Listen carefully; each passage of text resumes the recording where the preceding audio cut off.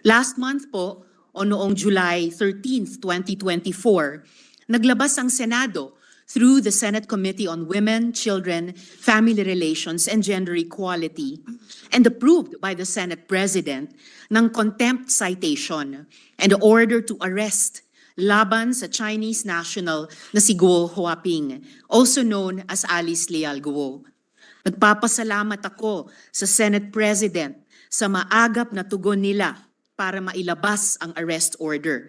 At salamat din kina General Angkan na alam ko binuhos ang buong puwersa at lakas para sa operasyon na hanapin si Guo Huaping ng Senate OSAA.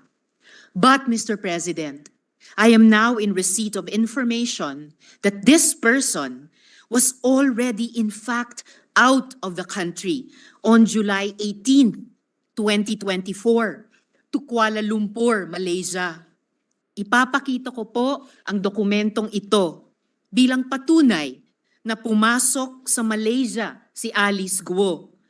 Siya po ay pumasok ng 12:17, 13 seconds military time ng July 18. Kaya ibig sabihin, umalis siya ng Pilipinas sa gabi ng July 17. Mr. President, hindi po pwedeng ipagkaila na siya ito dahil match na match po ito sa kanyang Philippine passport na ifa-flash ko ngayon. Maraming salamat sa NBI sa impormasyong ito.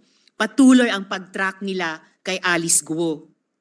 Ayon sa aking isa pang source, Mr. President, tumuloy si Alice Guo sa Singapore kung saan nagtagpo-tagpo sila ng kanyang magulang na sina Lin Wenyi at Guo Jianzhong. The couple flew in from China on July 28, 2024. Mistulang reunion sila doon kasama sina Wesley Guo at Cassandra Ong. Mr. President, who allowed this travesty to happen? Sinong may kagagawa nito? Hindi makakaalis si Alice Guo kung walang tumulong sa kanya ng mga opisyales ng pamahalaan para tayong ginisa sa sarili nating mantika. I have always believed that legislative hearings are policy-driven. Kaya nung nag-announce na ng ban ang Pangulo, sabi ko, we have done our jobs. Let law enforcement take the lead. Pero paano kung ang law enforcement mismo ang kailangan imbestigahan? What if they drop the ball? Paano kung sila ang dapat managot? Nangako ang BI sa akin at sa Senate President pro tempore na hindi nila hahayaan si Guo Huaping na makaalis sa Pilipinas. Eh yun pala, ay wala na talaga siya.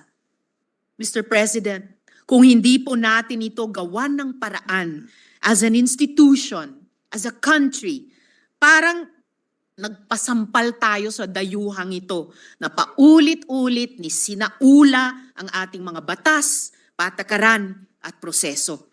Salamat po, Mr. President.